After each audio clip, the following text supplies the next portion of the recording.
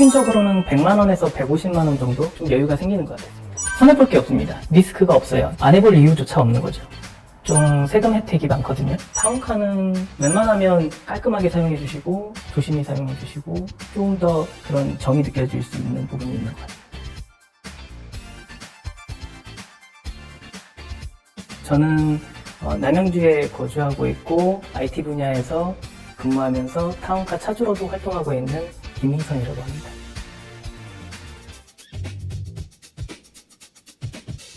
평균적으로는 100만 원에서 150만 원 정도 수익이 발생을 하고 있고요.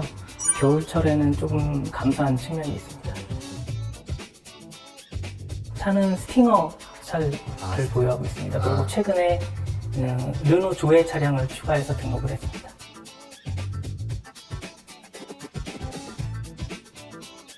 사실 그 르노 조에는 등록한 지 얼마 되지 않아서 수익이 아직 발생하지 않는 상황이고요. 100에서 150만 원 정도라는 것은 스팅어에서만 발생하는 수익입니다.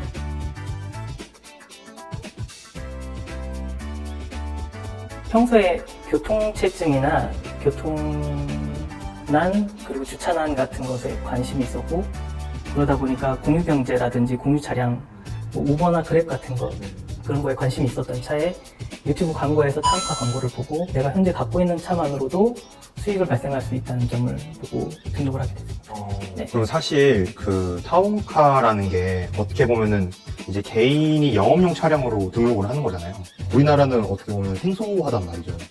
근데 이런 것들이 광고를 봤을 때 처음에 약간 의심을 좀 많이 하시거나 좀 그러진 않으셨나요? 렌터카란 분야가 대기업이 운영하고 있는 분야잖아요. 그래서 개인이 렌터카 개념으로 자기의 차량을 대여해 준다는 게 약간 반신반의 먼저 했던 것 같아요. 정보를 찾아보고 하니까 샌드박스라는 규제 특례를 통해서 이 서비스를 한다는 거 보고 연락드려서 확인하고 절차를 진행하게 돼요. 사실은 가장 중요했던 거는 자기가 가진 차량을 가지고 뭘 따로 돈을 투자하는 것도 아니고 물론 서류 작업하고 이런 프로세스를 진행하는데 뭐 인품은 들어가지만 전혀 뭐 손해날 게 없는 게 게다가 수익은 발생한다고 하고 그러니까 안 해볼 이유가 없었던 게 가장 중요했던 것 같습니다. 네. 처음에는 거의 대여가 이루어지지 않았고요. 한 대략 3개월까지는 점점 대여 횟수가 늘어나는 상황이었습니다. 그래서 한 4개월째부터는 고정적으로 그렇게 수익이 발생하는 상황입니다. 저도 대여 차량 렌트카를 이용해본 입장에서 기본이 가장 중요했다고 생각하거든요. 지저분하다던가 고장 부분이 있다던가 이런 부분이 있으면 제가 소비자로서도 좀 기분이 안 좋았던 경험이 있기 때문에 새 차를 대여 전에는 해놓는다든지 미리 예방점검이나 소모품류를 갈아놓는다든지 대여하시는 동안 고장이 없게끔 그런 부분을 좀 신경을 쓰고 있습니다. 기본적으로 요즘에 부업을 안 하는 분들은 없을 거예요. 주식을 장기 투자 개념으로 소액을 하고 있었고 무인 카페나 무인 편의점 같은 거에서 또 관심을 두고 있던 상황이었습니다. 사실 무인 편의점이나 무인 카페 같은 경우에는 자본금이 적게 든다고는 하지만 최소한 3, 4천 근데 타운카는 자본금이라는 게 뭐 딱히 들어가지 않는 상황이라 타운카를 먼저 하게 됐죠.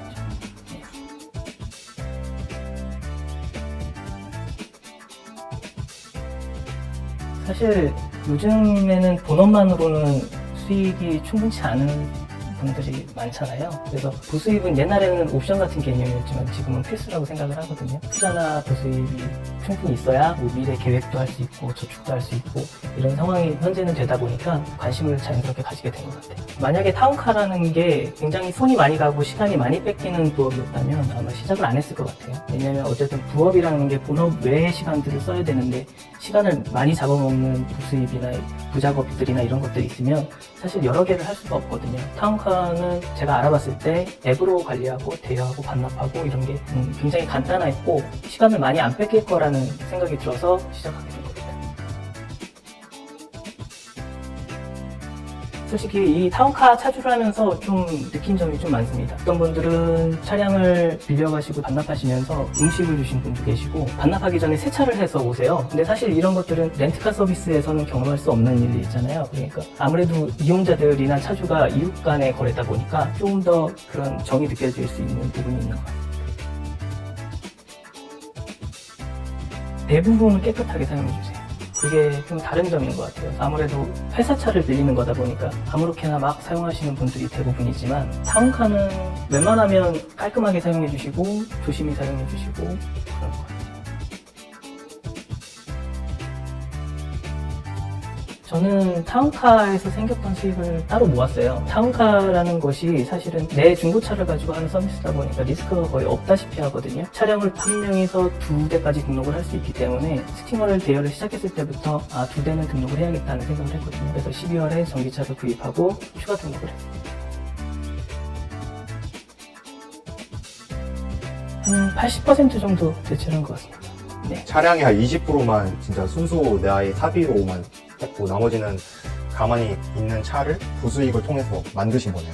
그렇죠. 그리고 또 중고차기 때문에 되팔 때는 다시 수익을 환수할 수도 있는 부분이고요.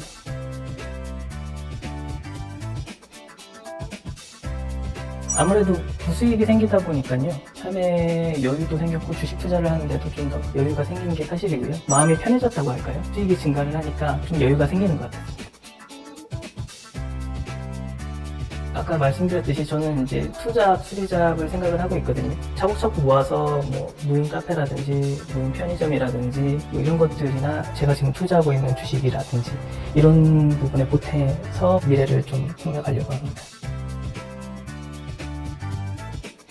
가장 추천드리는 분들은 신차를 구입하는 분들. 이게 아무래도 영업용으로 등록이 되는 거다 보니까 좀 세금 혜택이 많거든요. 그래서 고가의 차량일수록 굉장히 큰 차이를 보이기 때문에 신차를 구입하시는 분들, 차량을 여러 대 보유하고 있어서 많이 사용을 안 하시는 분들, 그런 분들에게 가장 추천을 드리고요. 하나 더 추천을 드리자면 이웃과의 관계를 좀 늘리고 싶은 분들도 추천을 드립니다. 과의 만남도 되고 교류도 되기 때문에 그런 분들에게도 추천을 드립니다.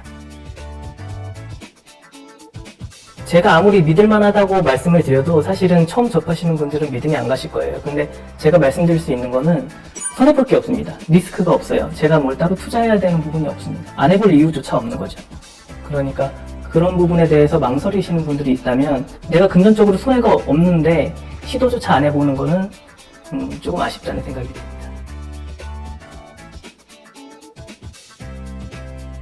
내가 들어가는 리스크가 없으니까 아까 말씀드렸듯이 시도조차 안 해보는 거는 굉장히 손해겠죠. 제가 대여를 하면서 가장 많이 들었던 말이 서울에서 했으면 좋겠는데 부산에서도 이 서비스를 했으면 굉장히 좋겠는데 그만큼 이 대여료도 굉장히 저렴하고 합리적이고 그러거든요. 다른 렌터카에 비해서 굉장히 차이가 많이 나는 부분이 있어요. 그래서 제가 만약에 차가 없었다면 저도 굉장히 많이 이용했을 만큼 저렴하고 합리적인 가격으로 서비스를 하고 있기 때문에 그만큼 이용자도 점점 늘어날 거라고 보고 있습니다.